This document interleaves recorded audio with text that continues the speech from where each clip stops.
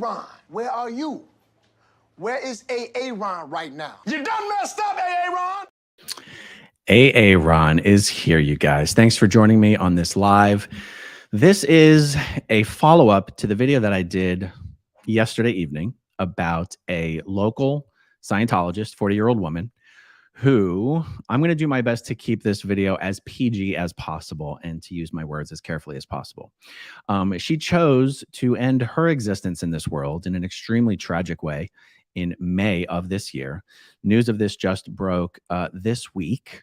I did a video about it yesterday. I will link below afterwards. This is a live stream, so I can't really do it now. I'll link to the video in the description once this is done and processed and uploaded to YouTube. I have more information about what happened with this woman. Her name was Whitney Mills, and I think it's worth discussing. And yeah, in my video yesterday, I asked for any under the radar Scientologists who were familiar with, I said, if you know the shore story that Scientology is telling its members about how Whitney Mills died, please contact me and let me know what the shore story is. And in just an hour or two after the video, I was contacted by some people in Scientology who were familiar with the shore story. And it's pretty incredible. So let me first share with you guys. Remember, this woman took her life in a very tragic, very dramatic and tragic way in May of this year. So what? I'm not good at math, guys. I grew up in a cult. Is that 7 months ago? Okay, let me share with you a video that Scientology still has of Whitney Mills up on their website. The audio on this should work. Let's give this a shot. My name is Whitney Mills. I work in marketing and I'm a Scientologist. I love marketing because I get to meet new people. I get to communicate with people. I learn about them and I find out what they need help with and I can help them.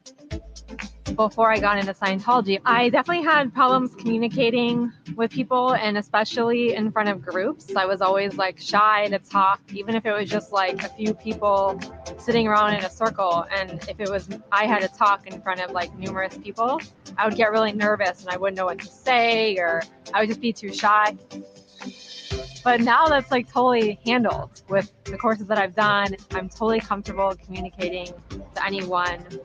And that's really helped me in life and with my job too, because I have to communicate with people. My name is Whitney Mills and I'm a Scientologist. Okay. Can you guys let me know in the chat just so I have verification that you could hear the video? You could hear the audio in that video just fine. I would appreciate it. So here's one thing that I learned. Whitney Mills, even though she attested to Scientology's level of OT8, the highest level that there is, when she was only 37 years old, Whitney Mills was not raised in Scientology. Whitney Mills is not a second-generation Scientologist. Whitney Mills' family members are not Scientologists. Whitney went to high school at Clearwater High. She grew up here in Clearwater as just a normal non-Scientologist. And the information, as I understand it, is she was introduced to Scientology by a Scientologist named Jairo. I'm going to introduce this gentleman here in just a moment.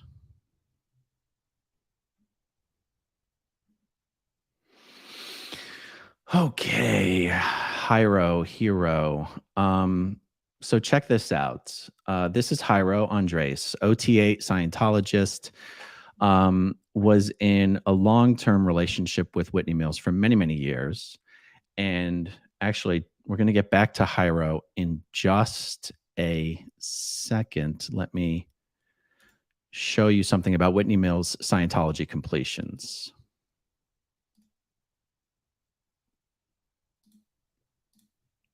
Okay. All right. I'm going to expand this a bit. Okay. Here we can see that Whitney attested to new OT8 in May of 2019, exactly 3 years before she chose to end her existence in this world. She then continued to do Scientology services. in May of 2022, the very same month that Whitney unalived herself. YouTube makes you say these silly words so that their algorithm doesn't ding your video.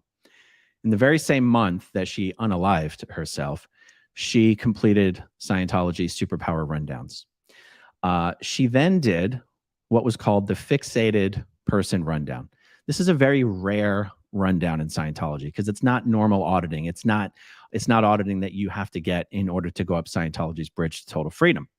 The Fixated Person Rundown is something that is done when in your auditing, a specific individual is constantly coming up. You're constantly bringing up a specific individual as a reason why your attention is stuck on something else other than the auditing that you're supposed to be doing. So every Scientology auditing session begins with 3 questions. The Scientology version is, do you have an ARC break? Do you have a present time problem? Has a withhold been missed? Do you have an ARC break is Scientology speak for, do you have an upset with anybody? Do you have a present time problem is Scientology speak for, is there something your attention is so fixed on right now that you feel like you have to be dealing with that right now instead of just being here in the auditing session? And has a withhold been missed is Scientology speak for, is there something you've done that people don't know about, but somebody did something to make you wonder that they might possibly know, and so now you're kind of like on edge or whatever.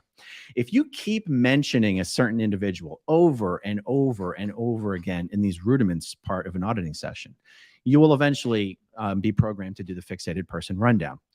Now, it turns out, by all indications, the person Whitney was getting the Fixated Person Rundown about was Jairo, or Hero. I don't really know the right way to say his name.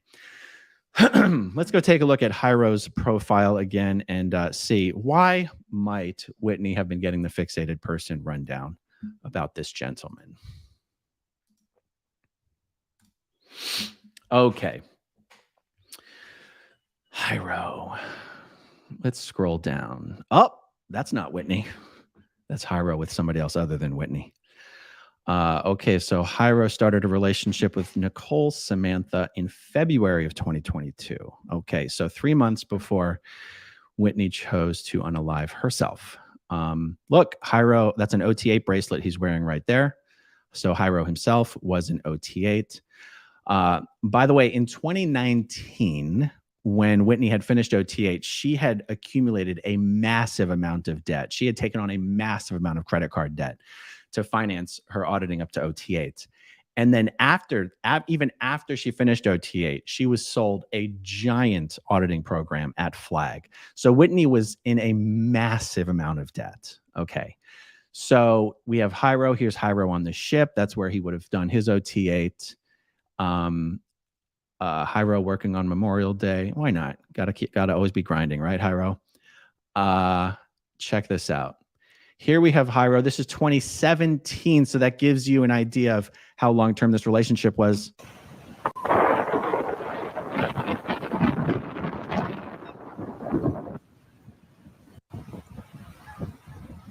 This is a video on Jairo's Facebook page, and let's see. Well, this must be the wrong video. Whitney's not in that video. Sorry, guys. Let's find the right video. Oh, here we go. Clearwater Beach right now. Okay, not trying to show a kid's face, but it's on Facebook. What can I do?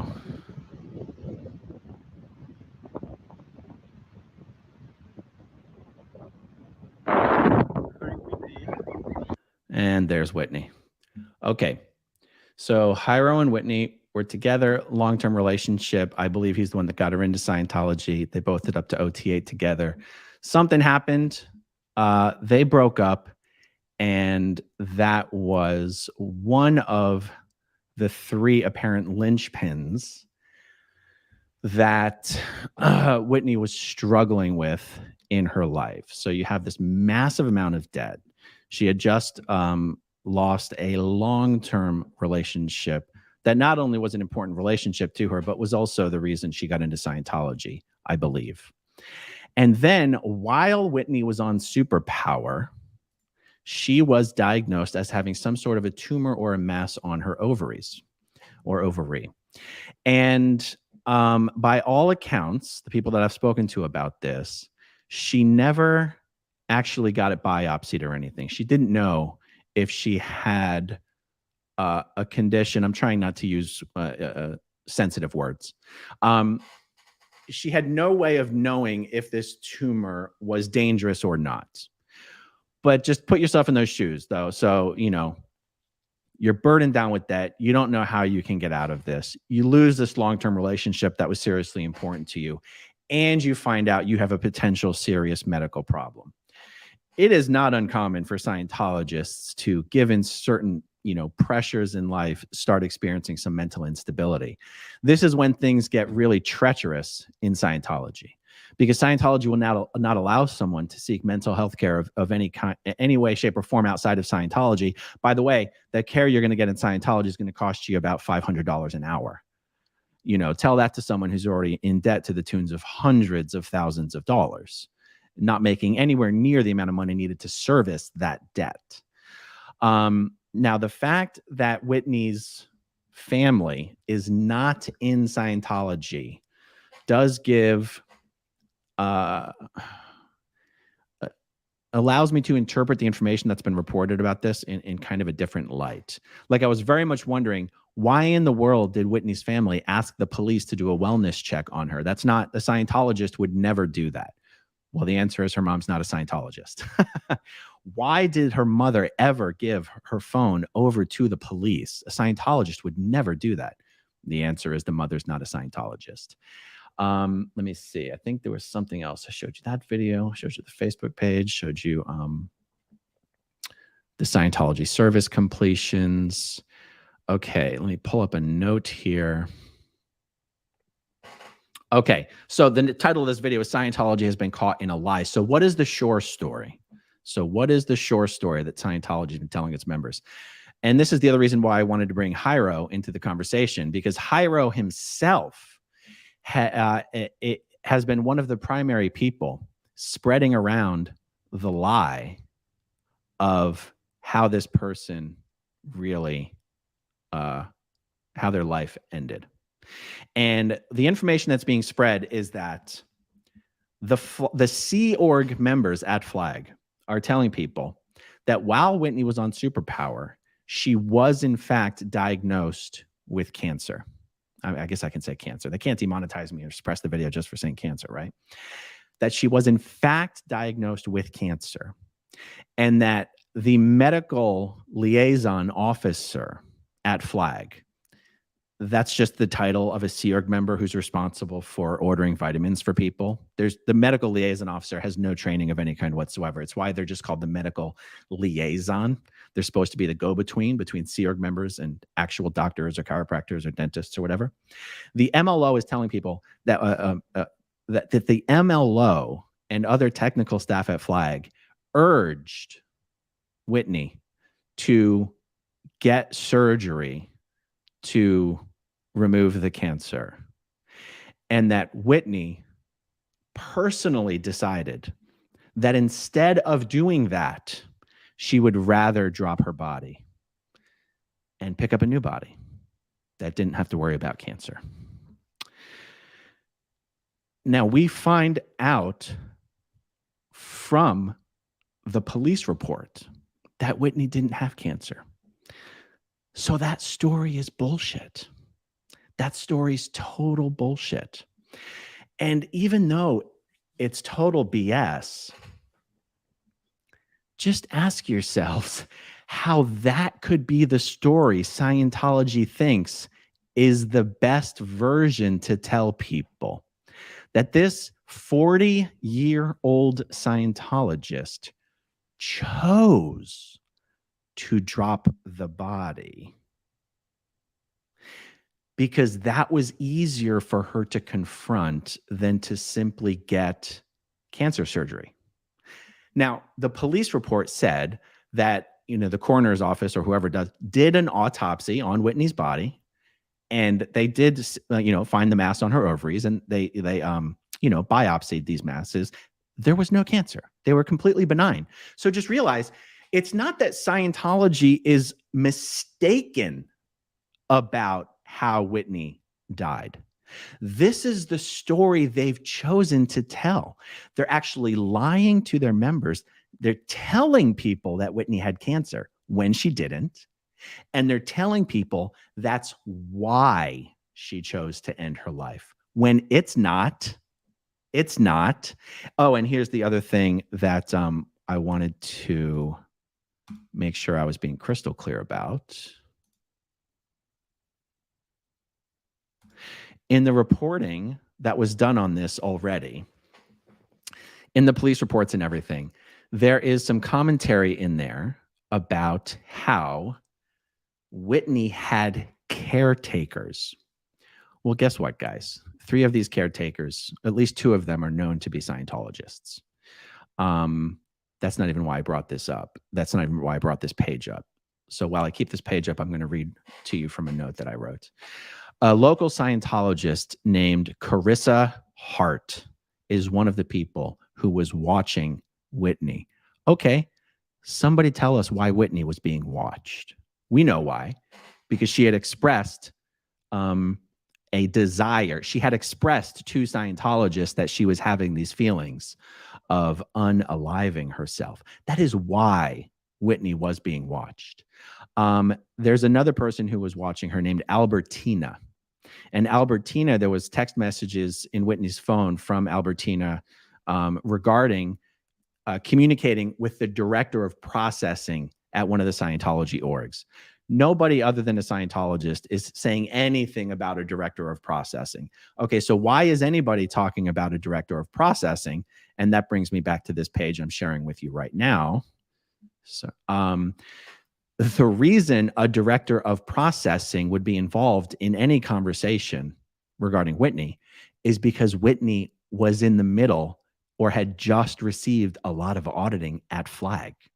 And it would have been in this auditing that she started constantly expressing what I'm going to guess, but it's a very educated guess, was just major, major upset regarding her breakup with Jairo. I've heard his name pronounced Hero, so I'm going to say Hero from now on, Hero. And the fact that this was coming up in her superpower auditing, I mean, I find it remarkable that this record says that she actually finished superpower. It's interesting because the short story from Scientology is that while she was on superpower, she was diagnosed with cancer. If that was true, she would never have been allowed to finish superpower. Okay, but it sounds like during superpower, she was constantly bringing up Jairo in her session rudiments questions. And so she was programmed to do the fixated person rundown. And she finished superpower and the fixated person rundown the very month that she unalived herself. It's not a coincidence that she finished these auditing actions so close to the time that she unalived herself. And it just so happens she had 3 Scientologists watching her. There's only one reason somebody gets put under watch in Scientology. And when it's you're expressing ideas about possibly harming yourself. There's sort of like 3 different ways of putting somebody under watch. And hi, Chris. Good to hear from you. Thank you. Good to see you on here. So in Scientology, many people have heard of what happened to Lisa McPherson and how she was very poorly mishandled by highly unqualified people and died while under watch in the Fort Harrison Hotel. Now, in Lisa McPherson's case, we hear that described as Lisa McPherson was doing the introspection rundown. That is probably the most extreme version of putting someone under watch because it sort of is coupled with an auditing action that gets done after the person, assuming they snap out of whatever it is that they're going through, there's then like a little auditing action that they do. That's called the introspection rundown. There's also something in Scientology just called the type 3 watch. In Scientology, type 3 is the Scientology word for someone just going insane. They're acting crazy. They're seeing things. They're hearing voices. They're speaking in a non sequitur fashion. They're just acting crazy. Okay. So a type 3 watch is not the same thing as an introspection rundown. In a type 3 watch, like in an introspection rundown, you are not allowed to communicate with the person. Like even if you're bringing them food, you're not allowed to talk to them. If they try to talk back to you, you're not allowed to respond to them. You're supposed to act like you don't exist, they don't exist. That's part of the introspection rundown. A type 3 watch is different than that. A type 3 watch, you basically have a babysitter. You have a babysitter who is allowed to talk to you. They're allowed to do Scientology assists on you, give you locationals, take you for walks, just talk about pleasurable things. They're basically there to literally babysit you, watch you, keep you calm, keep you happy, and keep you from hurting yourself. And then there's another thing that's a type 3 watch. Then there's another thing that's usually just done for Sea Org members, where if you're in trouble and they're worried that you're going to blow or escape, you just get put under watch, which is you just get a babysitter to go everywhere with you to make sure you don't escape. So those are like 3 different ways of being put under watch in Scientology. It sounds to me that Whitney was in some version of a type 3 watch. And what gets really confusing about what's been reported so far about Whitney is that there's things in the police report or things her family members have said of like, oh, Whitney went to a friend's house. What? You don't go to a friend's house if you have 3 caretakers. Why do you need caretakers if you're capable of going by yourself off to some other friend's house? Like there's many parts of the story that has been told about what has happened with Whitney here that just simply on their face do not make sense.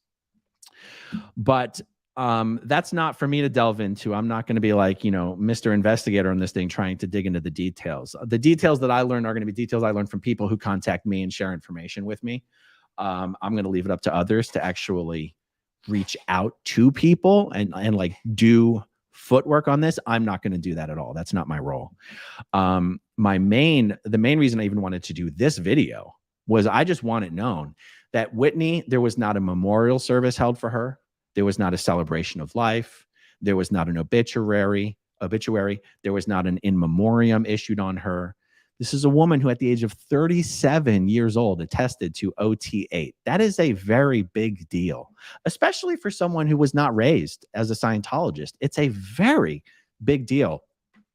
This woman unalived herself. Scientology acted like she never even existed, and then lied to people about what really happened. Saying, yes, she chose that she would rather drop her body and pick up a new body instead of battle cancer. She never had cancer. So it's just absolutely disgusting. I want people to know that this is what Scientology does. I want Scientologists who watch these videos to give some consideration to that. That's how Scientology would treat you if this happened to you. They would treat you like you never even existed. They would treat you like a legal liability. They would sweep it under the rug. They wouldn't even tell your closest friends what happened to you. And I wanted to, let me stop sharing this screen and just bring Hero screen up again. And I wanted to just bring this man into the conversation since, and please don't get me wrong, I'm not blaming Hero for the mental distress of someone he broke up with. That's not fair at all. But there's more going on here than meets the eye. And it would be very interesting to know what role Hero played in bringing Whitney into Scientology, encouraging her to go hundreds of thousands of dollars into debt in order to get all the way up Scientology's bridge. And why exactly did they break up? I mean, look, it's not our business. I mean, just on a personal level, I understand that's not our business. But if he brought her into Scientology and he got her to spend all this money and he got her so deeply into debt, and that the first sign of trouble dropped her, and these were contributing factors to what happened. I'm not bringing it up necessarily from a perspective of blame. I'm bringing it up from a perspective of it's a piece of the puzzle. And since Scientology wants to lie about what this puzzle is, I think it's at least warranted to put the pieces of the puzzle on the table and see if we can figure out how they all fit together. So if you know Hero and you have some information about what all went on here, And why is it that Jairo is helping spread lies about what happened to Whitney and why it happened and how it happened? And guys, before I sign off here, I have to come back to this point. When Scientology decides that this is the story they want to tell, they have decided that this is actually the good story. This is what they want people to know. They want Scientologists to know that Whitney decided to drop her body. You guys realize what drop your body means, right? You know, drop your body means to die. Now, I can tell you that from my time when I was in Scientology, how I associated dropping your body was just you sort of causatively left your body and your body died. I can tell you that when I was in Scientology, it never quite occurred to me that somebody would characterize taking proactive steps to end your existence as dropping the body. I've always thought that dropping the body was just, you just thought it. It was causative thinking. Scientology would call it a postulate. You just decided that you were going to leave your body and drop it. Scientology wants you to believe that Whitney decided to drop her body. I said I would keep this video PG rated. So I don't want to tell you how she unalived herself. I discussed it in my video yesterday. It's very, very disturbing. It's incredibly disturbing. And Scientologists want their members to think that she chose to do that. That's actually what they want them to believe. That's what they have decided is the good version of the story. Well, how bad is the real version that's the version they decided to go with? So if you know Jairo Andres, if you know Whitney Mills, if you know her family, I'm not looking to violate anyone's privacy. But now that I know that her family members are not Scientologists, I would very, very much encourage them to please cooperate with good faith actors who would like to make sure that Whitney's story is told in a good way, not in a way that embarrasses her or sensationalizes her death or exploits her family. Because the only reason I can think of for Whitney's family members to not want the information to get out is if they were Scientologists and were trying to protect Scientology. Now that I know they're not Scientologists, I really do hope that they will talk to the right people. And let's, I want the world to be able to understand how Scientology and their abusive policies, practices, procedures, and beliefs contributed to the horrible and early death of this 40-year-old woman who, by all normal measures, had a lot of things going for her. All right, everyone, that is all I have to say on this for now. Thank you for tuning in. I will have more on other subjects later today, but that's all on this for now. Thanks, everyone. Talk to you soon. Okay, if you want to see my rock and roll songs, click right on this guitar. And if you want to see a different one of my videos,